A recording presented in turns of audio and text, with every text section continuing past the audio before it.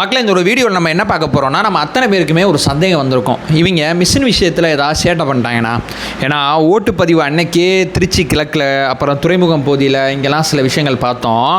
இப்போ ஒரு கிட்டத்தட்ட ரிசல்ட்டுக்கு ஒரு 7-8 நாள் இருக்குன்னு வச்சுங்களேன். முன்ன பின்ன வச்சுங்க, குத்துமைப்பாக சொல்கிறேன். இந்த 7-8 நாளுக்குள்ளே ஏதாவது ஒரு சேட்டை பண்ணிட்டாங்கன்னா, செஞ்சுட்டாங்கன்னா, பண்ணக்கூடிய ஆள் தானே இவங்க அப்படிங்கிற சந்தேகம் உங்களில் எத்தனை பேருக்கு இருக்குது? நம்ம தலைமைக்கு நிச்சயமாக அந்த சந்தேகம் இருந்திருக்கும்ல. ஏன்னா நம்ம தலைவர் பார்த்தீங்கன்னா ஆலோசனை பண்ணார் அப்படிங்கிற ஒரு செய்தி வந்துச்சு. இந்த ஆலோசனையில் 2 விஷயம் பண்ணியிருக்காருங்க. ஒன்று, இப்போ இருக்கக்கூடிய இந்த மிஷினை பாதுகாக்கிறதுக்கு என்ன பண்ணுமோ அது ஒரு விஷயத்தை நம்மளுடைய வேட்பாளர்கள் நம்ம கட்சியோட பொறுப்பாளர்களுக்கு சொல்லியிருக்காரு. அதுக்கப்புறம் ஓட் கவுண்டிங் அன்னைக்கு எந்த மாதிரி நடந்துக்கணும் அப்படிங்கிற விஷயத்தை சொல்லியிருக்காரு. இது 2 விஷயத்தை தலைவர் ரொம்ப டீட்டெயிலாக ஆலோசனை பண்ணியிருக்காரு. ஏன்னா அது சம்மந்தப்பட்ட தகவலை இன்றைய தினம் பார்த்தீங்கன்னா ஆதவ் அர்ஜுனா அவர்கள் நேரடியாக விசிட் பண்ணி சில விஷயங்களை சொன்னாங்க. நம்ம கட்சியோட பொறுப்பாளர்கள் அங்கங்கே பார்த்தீங்கன்னா எங்கே அந்த பூத்தில் இருந்து அந்த மிஷின் அத்தனையுமே ஒரு இடத்துல சேஃப்டி பண்ணி வச்சிருக்காங்கல்ல, அந்த இடத்துக்கு டைரக்டாக விசிட் பண்ணிக்கிட்டு இருக்காங்க. இப்போ அந்த இடத்தை எப்படி சேஃப்டி பண்ணிக்கிட்டு இருக்காங்க, எந்தெந்த மாதிரி விஷயங்கள் இருக்கு, அங்கே முறைகேடு நடக்க வாய்ப்பு இருக்கா வாய்ப்பு இல்லையா அப்படிங்கிறத பற்றி தெளிவானமாக அந்த ஒரு பதிவில் பார்த்துடலாம். ஏன்னா இந்த சந்தேகம் நம்மளை தொங்கிக்கிட்டே இருந்தால் நிம்மதியாக தூங்க முடியாது. அதை பற்றி நான் முழுமையாக தேன தகவல் அத்தனையுமே நான் உங்கள்கிட்ட ஷேர் பண்ணிக்கிறேன். ஒன்பே ஒன்றா தெளிவாக பார்க்கலாம். உற்சாக வணக்கங்கள், வாங்க பதிவுக்குள்ளே போகலாம். இப்போ முதல் விஷயம் மக்களே, ஆக்சுவலாக பார்த்தீங்கன்னா நம்ம முன்னாடி சொன்னோம்ல, துறைமுகம் பகுதி, இந்த திருச்சி கிழக்கு, வேறு சில விஷயங்கள்லாம், இந்த மாதிரி சில விஷயங்கள்லாம் நடந்துச்சு. இங்கெல்லாம் ரீஎலெக்ஷன் நடக்க வாய்ப்பு இருக்கா அப்படிங்கிற ஒரு சந்தேகத்தை நிறையா பேர் என்கிட்ட கேட்டீங்க. அதை தேர்தல் ஆணையம் தான் சொல்லணும் அப்படிங்கிறத நான் தனிப்பட்ட முறையில் நிறையா பேருக்கு சொன்னேன். நேற்றைய தினம் தேர்தல் ஆணையம் அதிகாரப்பூர்வமாக சொல்லிட்டாங்க, எந்த ஒரு இடத்துலையுமே ரீஎலெக்ஷன் கிடையாது. ஏன் இதை நாங்கள் சொல்கிறோம்னா, ஃபார்ம் 17C நாங்கள் செக் பண்ணிட்டோம். 17C ஒன்றுமே கிடையாது. அதாவது ஒரு ஓட்டுப்பதிவு அப்படிங்கிற ஒரு விஷயம் நடந்து முடிஞ்சிருச்சுன்னா கடைசியாக அந்த ஃபார்ம் 17C அப்படிங்கிறத வந்து ஃபுல் பண்ணுவாங்க.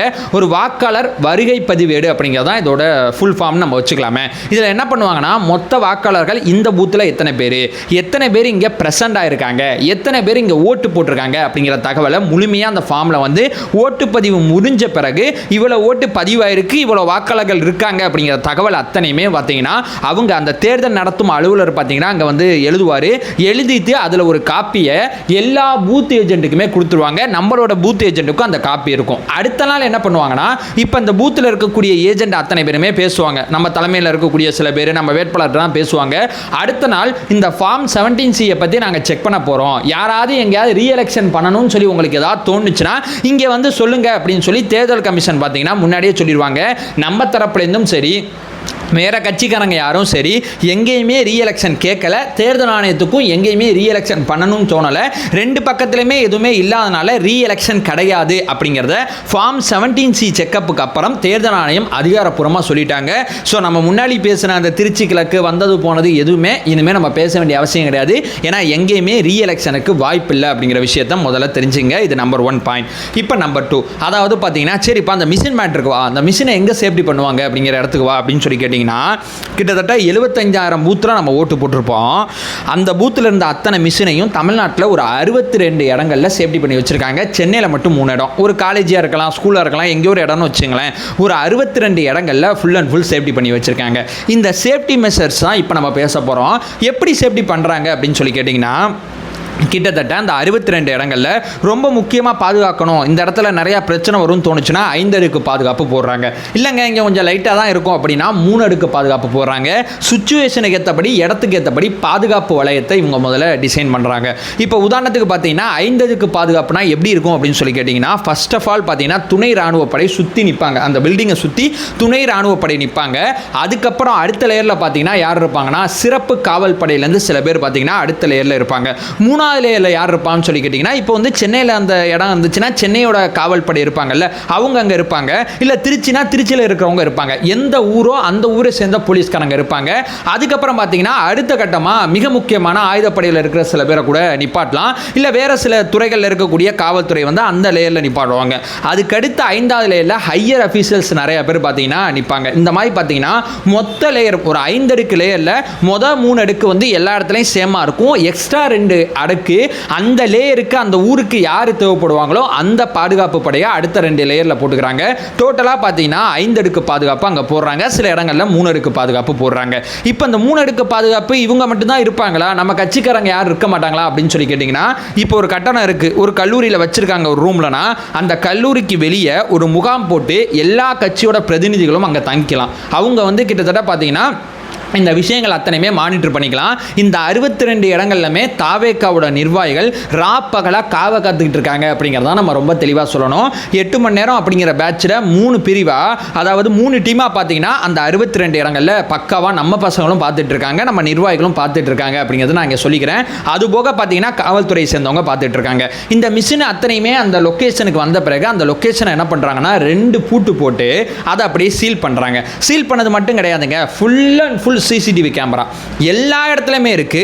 24 மணி நேரம் பாதுகாப்பு ஒரு பக்கம் இருந்தாலும் 24 மணி நேரம் கண்காணிப்பும் இன்னொரு பக்கம் இருக்கு. ஒரு பக்கம் பார்த்தீங்கன்னா கட்சிக்காரங்களும் கண்காணிக்கணும் அப்படிங்கிறது பிரதானமான இருக்கு. இது 3 லேயரை தாண்டி இவ்வளவு பெரிய பாதுகாப்பை தாண்டி அந்த மிஷினை மாற்றவும் முடியாது. அப்படியே அந்த மிஷினை அவங்க மாற்றினாலும், நான் முன்னாடியே சொன்னேன் பார்த்தீங்கன்னா 17C அப்படிங்கிற ஒரு ஃபார்ம், அந்த 17C அப்படிங்கிற அந்த ஃபார்மை இப்போ வந்து ஓட்டு எண்ணுவாங்கல்ல, என்ற அன்னைக்கு பார்த்தீங்கன்னா அந்த 17C மேட்ச் ஆகுதா இந்த மிஷினில் அப்படிங்கிறத செக் பண்ணிட்டு தான் என்னவே ஆரம்பிப்பாங்க.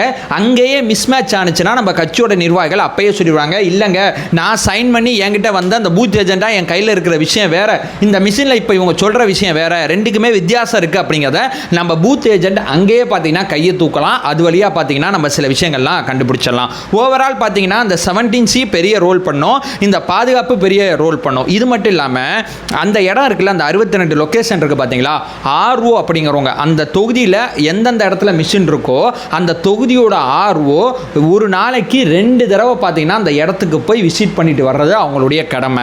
இல்லை அந்த அந்த மாவட்ட தேர்தல் நடத்தும் அதிகாரியாக இருப்பாங்க, உதாரணத்துக்கு கலெக்டராக இருப்பாங்க, ஒரு தலைமையில் இருக்குது, அதாவது அவங்க மாவட்டத்தோட தலைமையிலே அந்த இடம் இருக்குதுன்னா ஒரு தடவை கண்டிப்பாக போயிடணும். இல்லை மாவட்டத்துக்கு வெளியே இருக்குன்னா 4 நாளைக்கு ஒரு தடவையாவது அந்த கலெக்டர் அந்த லொக்கேஷனில் போய் அதை விசிட் பண்ணணும். ஏன்னா யாராவது வந்து அதை பார்க்க போகிறாங்கன்னா பாதுகாப்பு இன்னும் கொஞ்சம் கரெக்டாக பார்த்துப்பாங்க அப்படிங்கிறதுக்காண்டி ROவும் சரி, மாவட்டத்தில் தேர்தல் நடத்தக்கூடிய தேர்தல் நடத்தும் அதிகாரியாக இருக்கக்கூடிய கலெக்டராக இருந்தாலும் சரி, இவங்க 2 பேருக்குமே உத்தரவு பிறப்பிக்கப்பட்டிருக்கு. இவங்க மட்டும் கிடையாது, நம்ம கட்சியோட வேட்பாளர்கள், நம்ம வேட்பாளரை அனுப்புகிற சில பிரதிநிதிகள் பார்த்தீங்கன்னா நேரடியாக போய் விசிட் பண்ணலாம். அதனால தான் ஆதவ் அர்ஜுனா அவர்கள் லயோலா காலேஜில் போயிட்டு நேரடியாக போய் விசிட் பண்ணாங்க. இப்போ நம்ம தலைவர் வந்து நேரடியாக போக முடியாது, அதனால பெரம்பூரில் இருக்கக்கூடிய சிவானனை பார்த்தீங்கன்னா அனுப்பிச்சு விட்ருக்காங்க. இந்த மாதிரி நேரடியாக வேட்பாளரும் போகலாம், வேட்பாளரோட அறிவுறுத்தல் அடிப்படையில் வேற யாராவது போய் விசிட் பண்ணலாம். இவ்வளோ லேயரை தாண்டி இவ்வளோ விஷயங்களை தாண்டி அந்த மிஷினில் எந்த விதமான முறைகேடும் பண்ண முடியாது அப்படிங்கிறது என்னுடைய தனிப்பட்ட கருத்தாக இருக்குது. ஏன்னா இப்போ உதாரணத்துக்கு வேறு யாராவது கட்சிக்காரங்க வந்து அங்கே இல்லை, இவங்க மட்டும் அங்கே இருக்காங்கன்னா நீங்கள் சொல்கிறத சில டவுட் இருக்குது. நம்ம நிர்வாகிகள் அங்கே இருக்காங்க. இப்போ திமுக ஒன்று பண்ண போகுதுன்னா அதிமுக எதிர்க்க போகுது, தாவேக்க எதிர்க்க போகுது, நாம் தமிழர் கட்சிக்காரங்க யாராவது இருந்தாங்கன்னா அவங்களும் எதிர்க்க போகிறாங்க. இந்த மாதிரி வந்து கட்சிக்காரங்கள் அங்கே இருக்கும்போது, அதிகாரிகள் அங்கே இருக்கும்போது, இந்த பாதுகாப்பு வளையம் இருக்கும்போது, சிசிடிவி கேமரா அங்கே இருக்கும்போது, பூட்டு போட்டு சீல் அடித்த விஷயங்கள் அத்தனையுமே அங்கே இருக்கும்போது, அதையும் தாண்டி ஒரு தில்லுமுள்ளு நடந்துச்சுன்னா நான் முன்னாடி சொன்னபடி 17C இருக்குது பார்த்தீங்களா ஃபார்ம், அது அடிப்படையில் நம்ம கண்டுபிடிச்சிடலாம். ஸோ நம்பிக்கையோட நிச்சயமாக இருங்க, எந்த விதமான தவறும் நடக்காது அப்படிங்கிற ஒரு விஷயத்தை சொல்லிவிட்டு இந்த வீடியோவை பார்த்தீங்கன்னா நான் என் பண்ணிக்கிறேன். நம்ம சேனலை ஃபர்தராக ஃபாலோ பண்ணிங்கன்னா பொலிட்டிக்கல் சார்ந்து மிக முக்கியமான பல்வேறு விதமான விஷயத்தை பார்த்துட்ருக்கோம். நம்மளோட ஒரே நோக்கம் அறியாமை அகற்ற வேண்டும், அறியாமை அகற்றப்பட வேண்டும். Thank you so much.